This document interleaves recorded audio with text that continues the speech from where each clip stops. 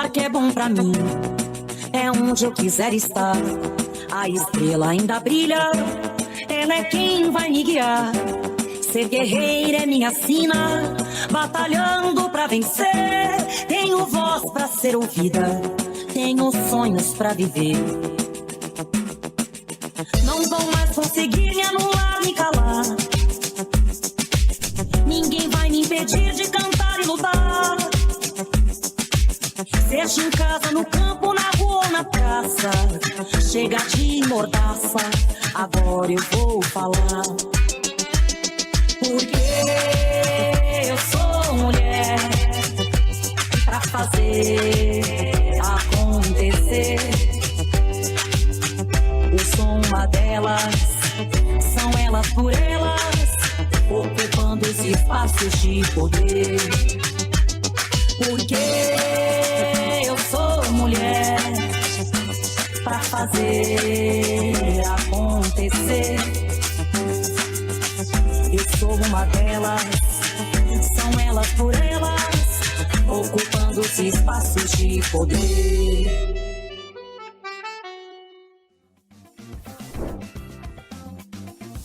Começa agora o TV Elas por Elas. E na aula de hoje vamos falar sobre rap e feminismo, com Ana Cristina Souza, militante do movimento hip hop. Primeiro, eu quero agradecer pelo convite, de poder estar aqui conversando, com você e falando um pouco da minha história, dessa interseção entre o movimento cultural, social, político e partidário, como isso aconteceu na minha vida. Eu vou tentar ser breve para mim poder te dizer como essa história começou. Eu sou uma mulher negra de periferia, da periferia de Fortaleza, e no final da década de 90, no bairro onde eu moro, chamado Conjunto Ceará, na capital Fortaleza, havia um movimento hip hop, um coletivo de hip hop que se chamava MH2O, Movimento Hip Hop Organizado do Ceará. E eu lembro que na época eu era uma garota de igreja, eu frequentava a igreja católica, Então eu gostava de fazer as dinâmicas, eu cantava, tinha um grupo de animação da igreja, eu cantava, foi uma época muito bacana da minha vida, E certo dia, depois da missa, aconteceu uma reunião. As lideranças comunitárias elas não tinham um local para se reunir e o padre cedeu o espaço para que eles pudessem fazer a reunião lá após a missa. E eu fiquei sabendo, que ia acontecer essa reunião, porque um dia eu estava como comentarista da missa, na época tinha uma função de comentarista nas missas e eu estava como essa comentarista. Então, quando terminou, eu fiquei curiosa para participar. O que era essa reunião? Era um encontro de lideranças do bairro para discutir o linhão da Chesf. O que eram? Eram postes da Chesf de alta tensão que iam ser instalados no meio do bairro.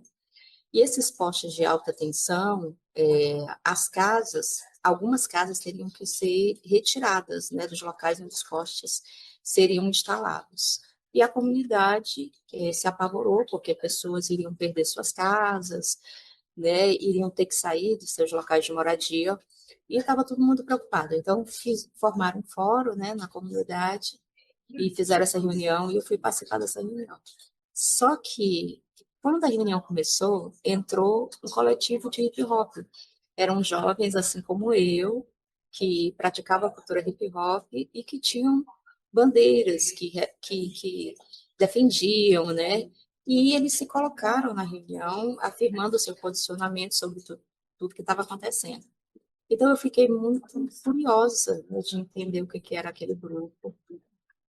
Meus irmãos, na época, eles também praticavam a cultura hip-hop, mas eu não entendi o que era, Porque, como falei para você, eu era uma garota que frequentava a igreja, Era o espaço social que eu tinha fora, o espaço social da escola. Então, quando eu me aproximei, que eu fui conhecendo o movimento, entendendo como se dava, entendendo a conexão, da cultura com as questões comunitárias, eu acabei me envolvendo. E foi tudo muito rápido. Então, foi tipo assim, a reunião aconteceu em fevereiro, e quando foi em junho, eu já estava completamente integrada ao movimento. E de lá para cá, eu nunca mais parei. Então, o movimento hip hop que organizado, que eu participei na época, foi o canal, né, que me levou a conhecer o movimento sindical, o movimento estudantil, né, o movimento popular, depois o movimento de mulheres, né, que eu conheci algum tempo depois, o movimento negro. Então, foi através da cultura hip hop que eu emergi para o movimento social e político, até me filiar em 2007, mais ou menos. Acho que em outubro, novembro de 2007 foi meu ano de filiação, e de lá eu linkei, né, com a atuação partidária. E de lá para cá, eu atuei bastante, não só no Ceará, me tornei coordenadora estadual do MH2A no Ceará. Fui morar em Brasília eu morei 3 anos, e assim, fiz que meio um chafurdo com os fazedores da cultura hip hop na época, né, que ficaram meio impactados, ou seja, um pouco assustados com a movimentação que eu fiz na época, quando eu morei em Brasília. E eu conheci todos eles, conheci o GOG, convivi com Jamaica, com o Rei, né? Convivi com o Alcimar, o Marquinhos da Smurf Disco Club, né? Uma pessoa que me marcou bastante, fiquei muito impressionada, né, com a história do Marquinhos. É, frequentei várias festas, vários bailes, conheci os DJs, atuei em Samambaia, e outras cidades aí, que eu tento, Santa Maria, pronto, conheci os grupos, né, que atuavam no hip hop aí em Brasília, e tentei, na época, criar o fórum organizado de hip hop do Distrito Federal, né, ainda consegui reunir todos eles no CONIC na época, bacana que eu tive.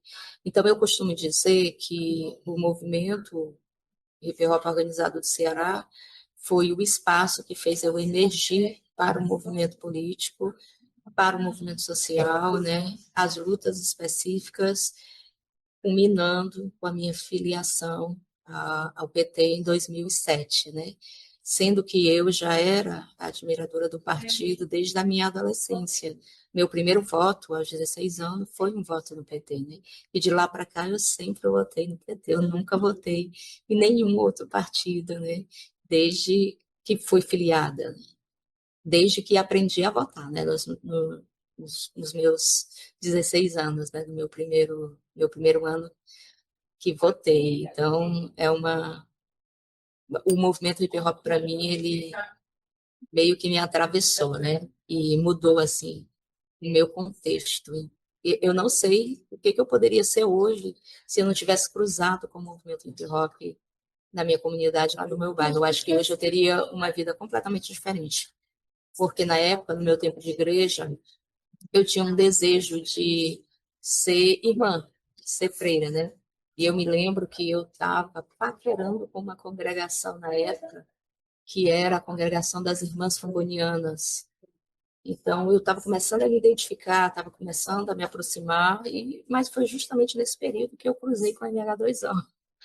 E aí tudo mudou, né? Foi uma virada, assim, muito grande na minha vida. Hoje, depois de todos esses anos, eu percebo que sempre nos momentos mais importantes da minha vida, prevaleceu muito a minha visão de mundo, né? Do mundo que eu quero construir, do mundo que eu quero fazer. E o MH2O, com seus valores, suas bandeiras, né? E sua visão de mundo, meio que conectou também com o que eu já acreditava. Mas meu processo de formação política, ele se deu muito nesse método de erros e acertos, porque quando eu conheci o movimento hip hop organizado, eu não entendia de questões políticas nem de nada. E a nossa escola da época não era uma escola como hoje, que se discutia direito das mulheres, que se discutia racismo, né, que se discutia homofobia. Hoje você vê muitas discussões sobre esses temas nas escolas, mas na minha época não havia. eu não tinha nem referências negras, né? Eu não conhecia, na minha época de estudante, nem mulheres negras, nem referências negras, não tinha nenhum tipo de conhecimento sobre isso. Então, eu aprendi, né, e conheci e comecei a entender as lutas específicas a partir da minha entrada no movimento hip hop, né? E de lá para cá, eu me formei também, e minha formação, minha graduação, ela veio motivada pelas ações e projetos, né, que o MH2O tinha na época. Sou formada em administração, né? Sou graduada em administração e marketing. Hoje eu sou profissional da área técnica, trabalho na Secretaria da Educação do Governo do Estado do Ceará, numa coordenadoria chamada Protagonismo Estudantil, onde eu coordeno os programas de educação para a democracia. Ao todo são 4 programas, né, que estão na minha responsabilidade, e cumpro várias agendas para a secretaria.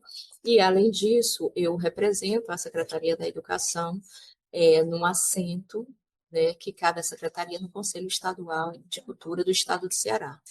Né? Então, a minha vida social, política e profissional, ela foi se cruzando, né, nesse meio tempo, até chegar o momento que eu estou hoje.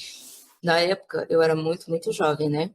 Então, eu estava encantada, porque, assim, como eu falei para você, eu vinha do movimento religioso, então eu cantava, mas eu cantava outras músicas.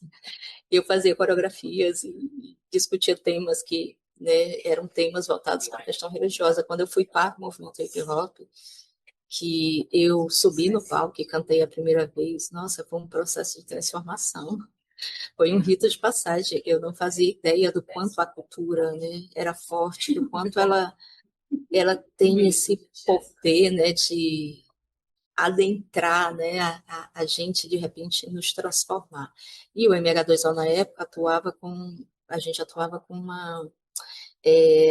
um tipo de fazer cultural que a gente chamava linha direta, né? Era um movimento muito politizado, então todas as músicas contextualizavam a política na época e as questões sociais, os problemas, assim como né, várias músicas e o grafite também, e a dança.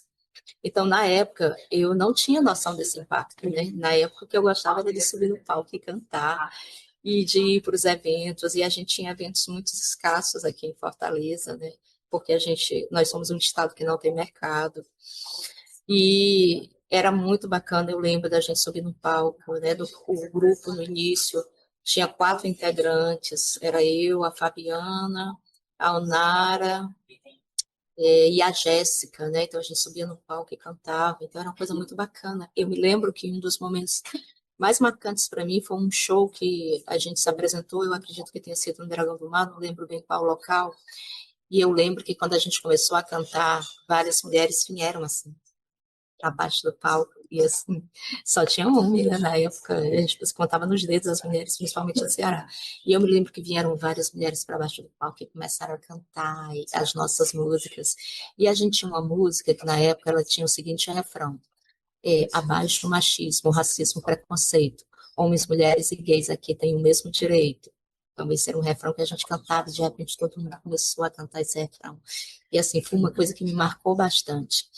E o que eu tinha em mente, uma das coisas que me fez muito continuar e permanecer no movimento, era o fato de eu ser mulher e de eu ser a única mulher nos espaços que eu frequentava na época.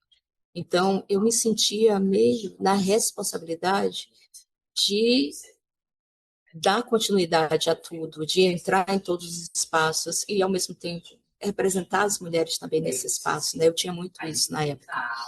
Então, hoje a gente tem muitas mulheres fazendo a cultura hip hop, e isso é muito importante, é muito bacana. As mulheres estão na base da cultura hip hop no Brasil. A gente faz muito trabalho assim de formiguinha, muito trabalho de base, né? Muito trabalho educativo, formativo. Aqui no Ceará nós temos meninas que ensinam grafite para crianças em comunidades, que ensinam rimas para crianças, né? De comunidades aqui do Ceará. Não é uma coisa muito comum, né?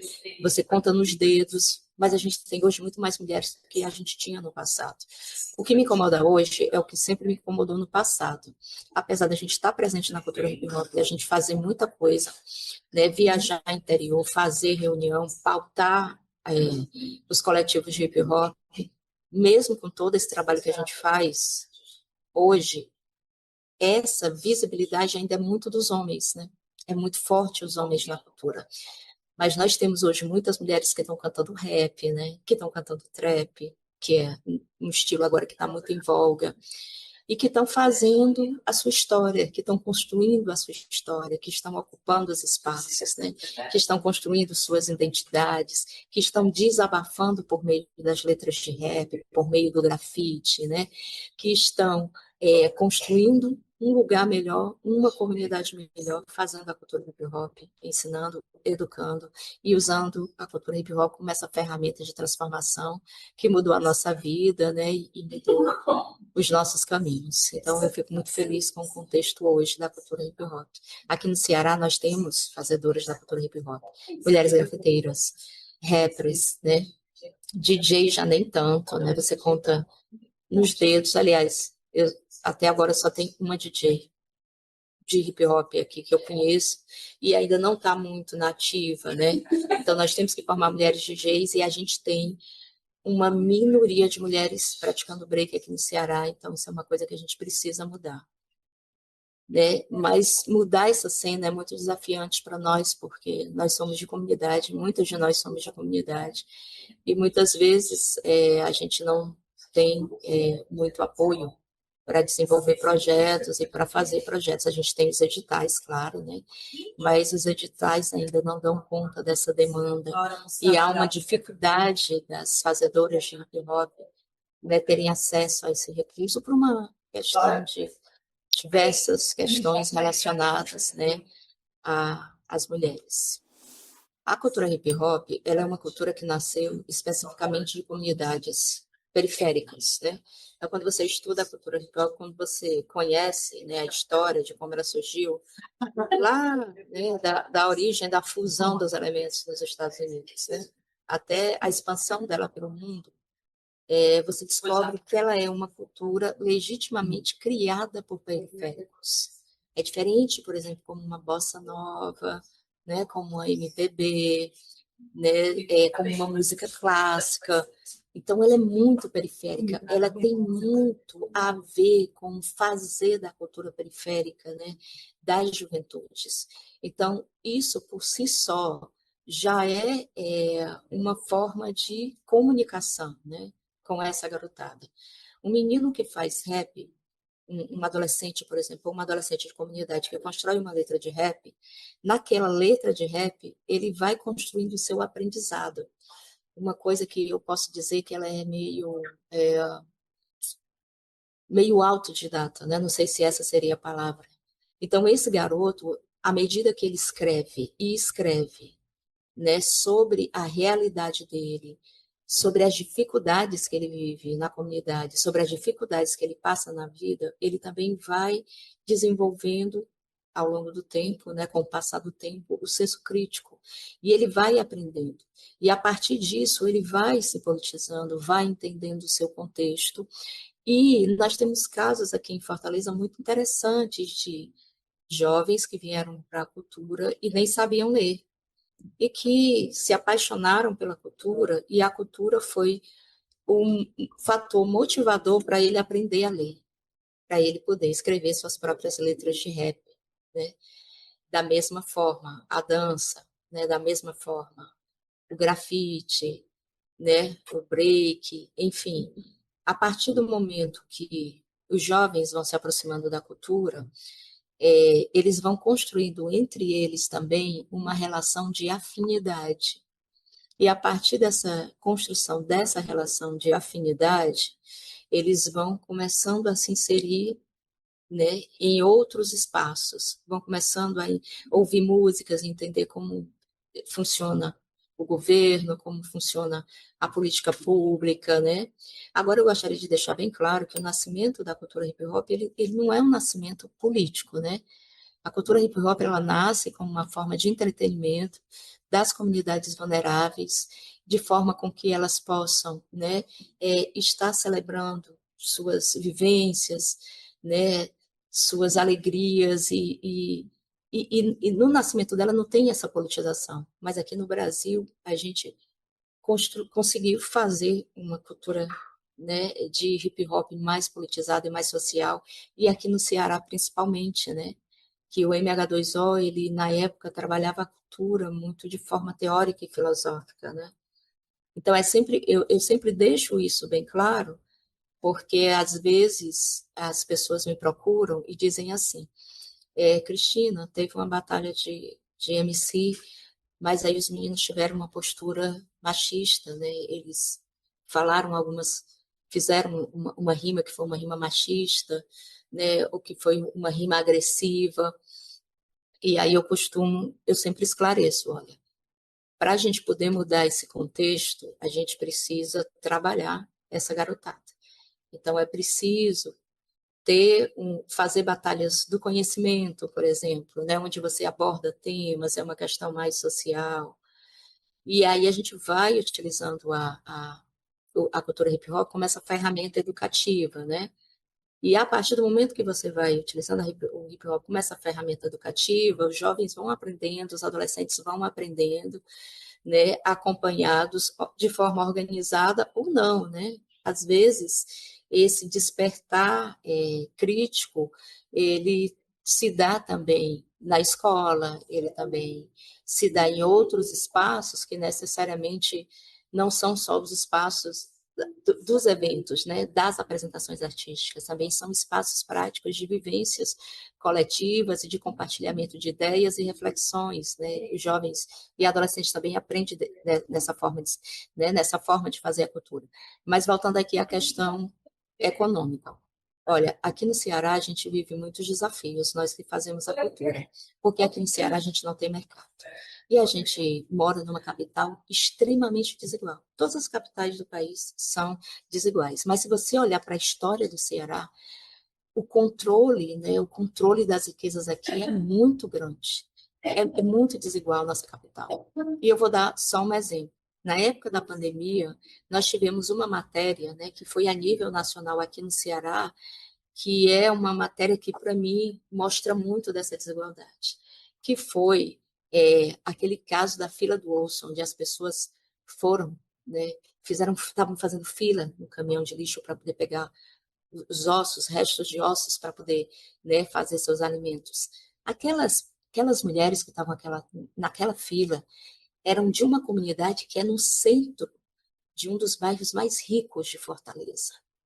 E aquelas mulheres foram apoiadas por uma instituição internacional. Elas não tiveram o apoio, né, daquelas famílias, daquelas pessoas daquele bairro nobre de Fortaleza. Então, isso para mim me marcou muito na época da pandemia, porque diz muito do lugar onde eu moro, diz muito da desigualdade e da concentração de riquezas que a gente tem aqui no nosso estado. E aí, o que a gente faz como fazedor da cultura hip hop? A gente vai na resistência. A gente vai nas comunidades fazendo a arte, fazendo a cultura como forma de resistência, como forma de sobrevivência. Só que a gente precisa, para sobreviver, evoluir os nossos conhecimentos e aprender. E aí a gente precisa ler, a gente precisa estudar, a gente precisa chegar numa universidade para poder pensar uma forma econômica de sobreviver, né, nessa capital da desigualdade e nesse estado tão desigual. E o que a gente descobriu de uns anos para cá? A gente descobriu a economia criativa.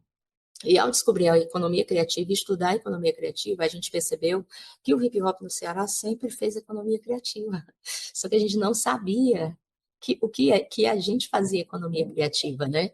E nessa coisa de entender a economia criativa, a gente descobriu que a moda, pensar a economia criativa com foco na moda, né, pode nos ajudar a construir, a visibilizar a cadeia produtiva da cultura hip hop e, assim, chamar a atenção para o potencial criativo e econômico da cultura hip hop trazendo os empreendedores, né, e os fazedores de cultura e prestadores de serviço dentro desse campo para discutir a economia criativa do hip hop e assim pensar programas de sustentabilidade, né, e projetos que viabilizem e fortaleçam, né, o empreendedorismo a partir da cultura hip hop aqui no estado, né?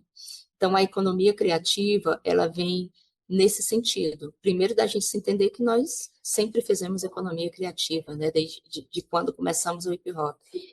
E, a partir daí, entender esses negócios e esses serviços.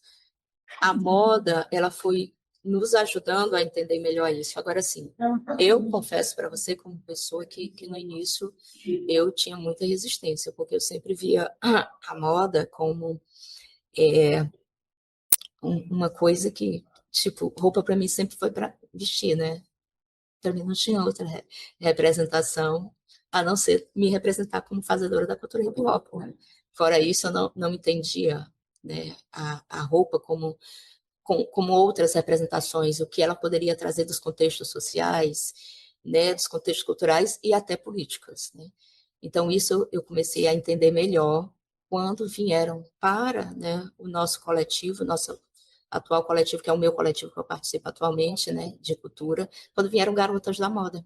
Quando essas meninas da moda chegaram e disseram, olha, a gente pode fazer a moda hip hop, a gente pode construir projetos com hip hop a partir da moda. E aí veio o nosso primeiro teste, né, que foi na realização da festa de 50 anos da cultura hip hop aqui no Ceará, em 2023, o desafio da gente criar uma coleção e fazer um desfile de moda na abertura, né, do show de 50 anos de hip hop aqui no Ceará.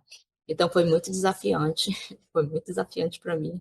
A gente teve que fazer algumas parcerias para poder viabilizar essa primeira coleção e fazer esse primeiro desfile. E gerou, e assim, fez muito sucesso, assim. E foi o primeiro momento que eu vi que a gente pôde conectar não só o nosso público, que faz a cultura hip hop, que curte a cultura hip hop, mas outros públicos também, né, que são os públicos trazidos pela moda. E a gente pôde, nesse desfile, ter um sapato que é um tênis feito, né, por um b-boy veterano da Old School aqui no Ceará. Ele produz tênis e ele costura, e a gente pôde colocar os tênis dele nesse desfile. A gente pôde colocar todos os adereços e roupas e vestimentas e música e grafite, tudo nesse evento, nesse primeiro laboratório, né, desse desfile que a gente fez de moda hip hop. Então, ou seja, né, a gente consegue, através da moda visibilizar toda essa cadeia produtiva e ainda conseguimos criar uma marca, né, que eu digo que é uma marca social, é econômica, mas, né, também é uma marca social, porque junta nesse guarda-chuva todo empreendedores, comunidades, jovens, né, mulheres de comunidades, né, temos muitas mulheres de comunidades, né, mulheres que costuram, mulheres que desfilam, que dançam, que fazem grafite, né, que cantam, e até mulheres que tocam, que a gente conseguiu trazer no nosso último evento, né. Então, essa é a nossa experiência que a gente está vivendo com a economia criativa e hip hop aqui no Ceará. Na aula de hoje aprendemos sobre o tema Rap e Feminismo com Ana Cristina Souza, militante do movimento hip hop.